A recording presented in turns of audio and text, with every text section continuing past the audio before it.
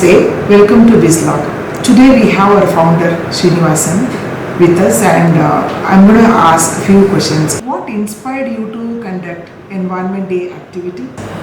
It's not only BizLog as a company which some environmental issue is faced. If you look at it worldwide and specifically in India, you see that people are not educated in terms of what are all the things which are causing the environmental damage.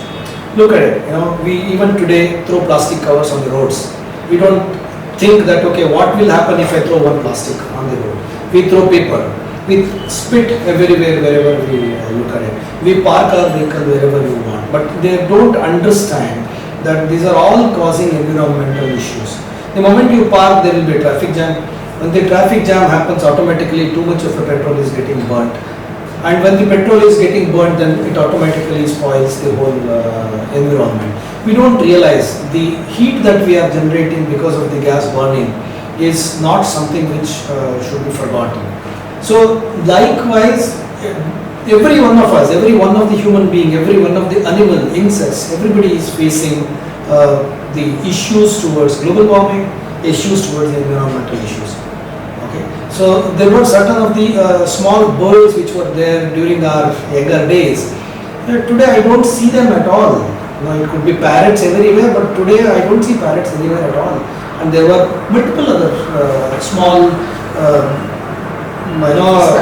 sparrows, birds, which were there. As per my understanding, there are more than about hundreds of types of fishes which are extinct today. It's because the seas and the water has become spoiled.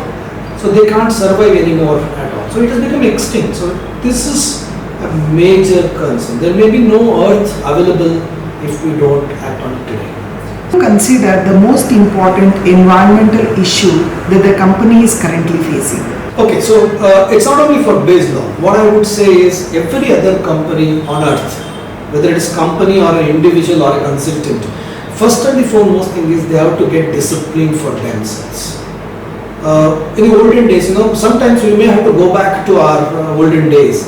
And if you have seen, I don't think there was plastic cover usage about 50-60 years back. There was no much of a plastic usage 50-60 years back.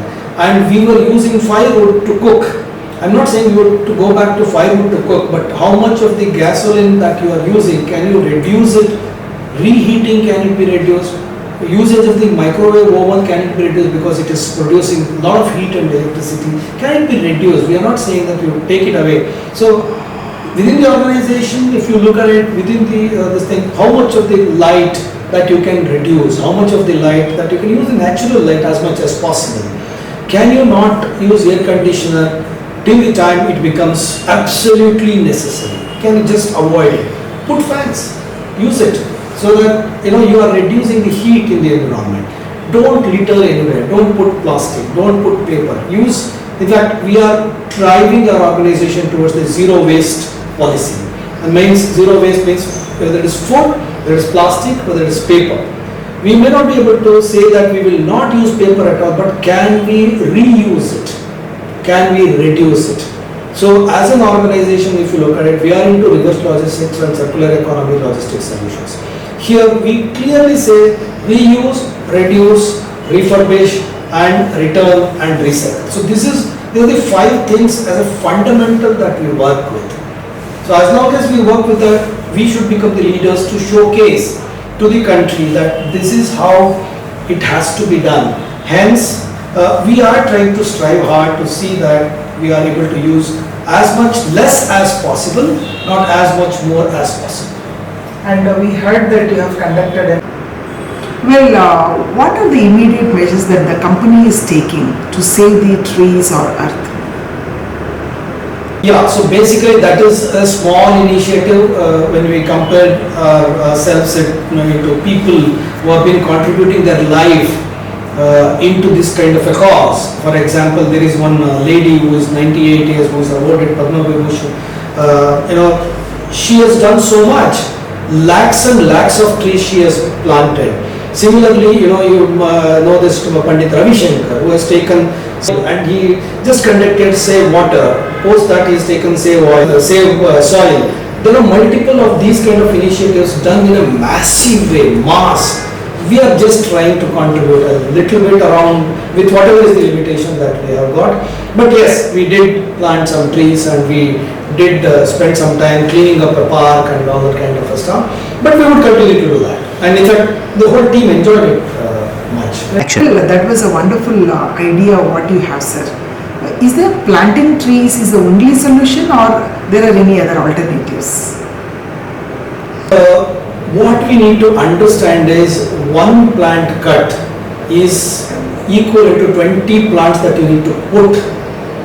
If you don't, then you will have global warming approaching you faster and faster. In today's world, you have already seen the whole earth has, the temperature has gone up by about 2.5%, and that's huge. Imagine the situation of UAE and some parts of the US, some parts of the Europe, which are already under the hot environment, even India. Another 2 degrees more, 2.5 degrees more, it might become difficult for you to even breathe. So, if the similar situations continue, take my word, at least half of the world, half of the earth will not be usable in the next 20 to 30 years time. Then imagine the generations next. That means your children, my children, or anybody's children, or their grandchildren, our grandchildren will not have earth to stay. Where will they go? That's the kind of a situation that we are actually seeing today. That's the kind of situation. So plantation of the tree is very, very basic, but there are too many things that we need to take care beyond it. But this is a must. Wherever there are no plants. In fact, urbanization has killed all the plants. You want to build one road, they will cut about 500 trees. But have you planted 5,000 trees so that the future generation is able to take it? Because tree will not come on the day that you plant. It will come after 20 years, 15 years, 25 years. Okay. One statement. What's your message to the future generation? Save Earth. To save Earth, you have too many things to do. First and foremost, be economical in using all products which are made out of artificial items, which could be plastic, it could be rubber, it could be anything else. Second, use as less as possible the products which are minerals.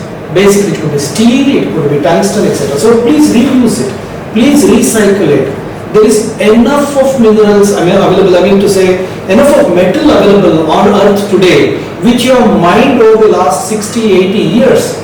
If you are able to put it to recycling, it will actually give back about 70 to 80% of the metals back, and that itself is sufficient for the next 20, 30 years of the usage. So you don't need to actually mine.